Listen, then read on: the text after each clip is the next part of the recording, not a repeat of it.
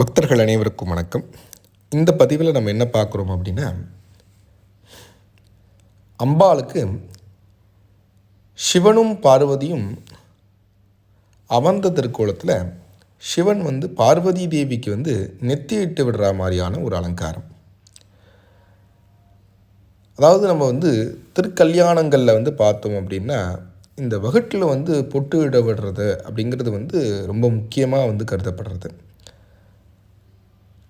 அதை நினைவிற்கொண்டு சிவபெருமானே பார்வதி தேவிக்கு அந்த மாதிரி பண்ணினா எப்படி இருக்கும் அப்படிங்கிற ஒரு கற்பனையில் தான் நம்ம இந்த அலங்காரம் பண்ணுறோம். எல்லா அலங்காரம் மாதிரியே தான் இந்த அலங்காரமும். இதில் பார்வதி தேவி அம்பாலாவும் சிவனை தனியாவாகவும் நம்ம பண்ணக்கூடிய அலங்காரம் இது.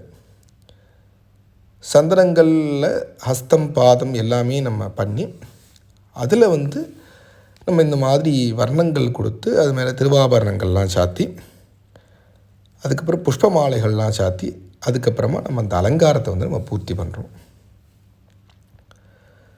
இந்த மாதிரி அலங்காரங்கள்லாம் பார்க்கும்பொழுது என்ன அப்படின்னா,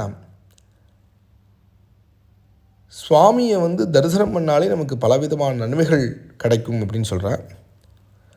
அப்போது இந்த மாதிரியான ஒரு விசேஷ அலங்காரங்களில் நம்ம சுவாமியை தரிசனம் பண்ணும்போது நம்ம என்னென்ன கேட்குறோமோ அத்தனையும் பகவான் நடத்தி கொடுக்குறான் அப்படின்னு சொல்கிறான். ஏன்னா சுவாமி ஒரு அலங்கார ரூபத்தில் இருக்கும் பொழுது மன சந்தோஷத்தோடு இருக்கிறத நம்ம வெளிப்பாடாகவே பார்க்க முடியும். அப்படி பகவான் சந்தோஷமாக இருந்தால் மட்டும்தான் அந்த அலங்காரங்கள் அந்த மாதிரி அமையும்.